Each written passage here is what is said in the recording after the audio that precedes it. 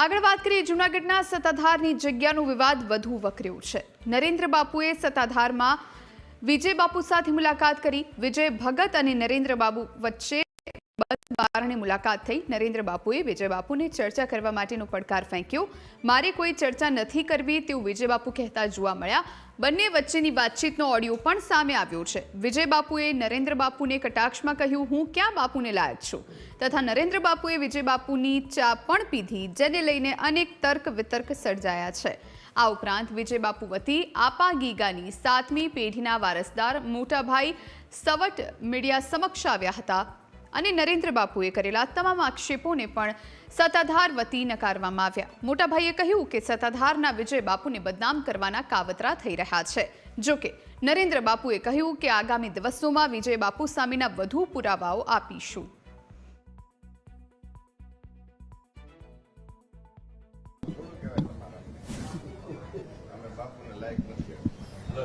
તમે હું નક્કી નોકરી કે તમે બાપુને લાયક છો કે તમે હું નક્કી નોકરી કે બાપુ ઈ ચર્ચાનો વિષય નથી। વળી આપણે ચર્ચા કરશું ને તરત પાછા બધા મીડિયા આવશે, એટલે એનો કોઈ ચર્ચા હું કેમ કરું? એની કોઈ ચર્ચાનો મતલબ જ નથી અત્યારે। ચર્ચા આપણે કરવી હોય તો ત્યાં નીચે પાથરીને કરાય, બધા શાંતિથી સાંભળે। નથી કરવી તો કઈ નહીં, પછી તો બધી વાત પૂરી થઈ ગઈ। નરેન્દ્ર બાપુ સત્તાધારની જગ્યામાં અહીંયા આવ્યા છે। થોડું ઘર્ષણ પણ થયું છે। બાપુ બાઇટની વાત નથી, અત્યારે વિજય બાપુની સામે તમે ચા પી રહ્યા છો। આ અત્યારે કેમ નો પીવું? મારા ગુરુભાઈ છે, મારો સિદ્ધાંતિક, હજી હું કહું મારો વિરોધ છે। જે ખોટું કરે છે એ નહીં ચલાવી લઉં। ચા પીવાથી એ વસ્તુ મટી નથી જાતી। વિજય બાપુ ગુરુભાઈ છે, ગુરુભાઈ સામે જ આક્ષેપ છે ને? હા, ગુરુભાઈની સામે, એટલે ગુરુભાઈની યાર ચા નહીં પીવાની, સત્તાધારની જગ્યામાં ચા નહીં પીવાની। મારો સિદ્ધાંતિક વિરોધ આજે પણ છે, કાલે પણ હતો ને આવતીકાલે પણ છે। આક્ષેપની ઉપર હું વળગી રહું છું। ગીતાબેન માટેના જે આક્ષેપ છે એની પાસે પણ વળગી રહું છું। કોણ? તો પછી આગળ વિચારશું અમે। તમે નક્કી કર્યું હોય તો કહી દો કઈ પતાવવાનું। એટલે તમે ચા પતાવટની પીધી છે? ચા તો હું અઠવાડિયામાં 2 વખત આવું છું ને કોફી પીવું છું રોજ। આ તમને જે બાઇટ દીધી ને ઈ બાઇટ દઈને આપા ગીગાન સમાધિ આવું, પેલા આવું દર્શન કરું, અને પેલા મેં પીધી ને, પેલા કર્યું ને। રામ રામ શ્યામ શ્યામ, અમારે બીજી કઈ વાત ન થાય। વિજય બાપુએ વાત કરી, મને બાપુ કયો હું બાપુને લાયક નથી।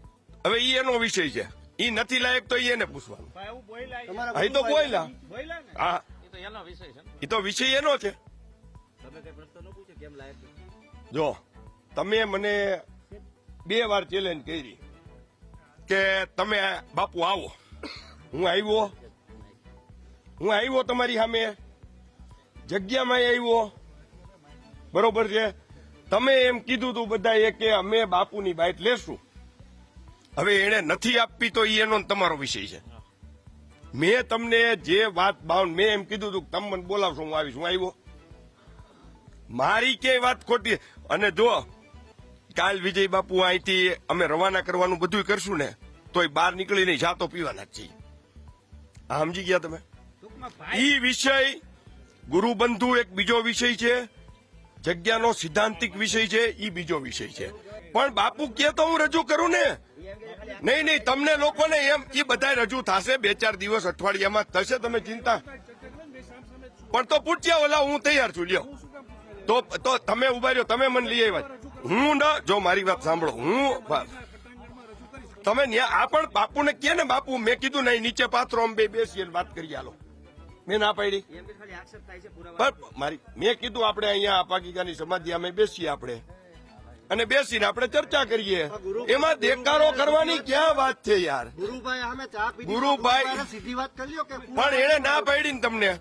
તમારી વાત છે, અમારી વાત નથી। મેં કીધું જગ્યા બદનામ થાય છે। મારી વાત સાંભળો પેલા, મારી વાત, પર્સનલ મામલો મારો કઈ છે જ નહીં।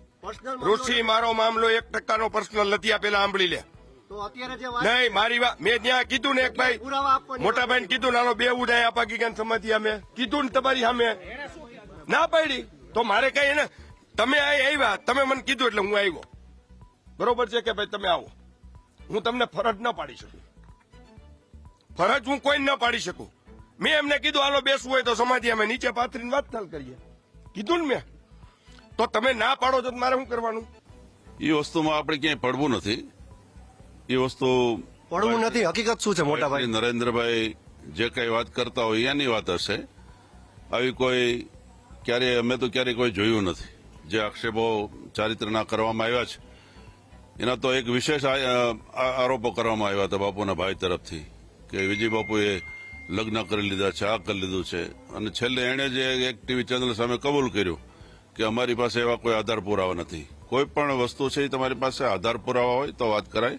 આધાર પુરાવા સિવાયની કોઈ વાત આપણે કરવી ન જોઈએ અને બદનામ કોઈને કરવા ન જોઈએ. શા માટે બદનામ કરવામાં આવતું હશે, શું માનો?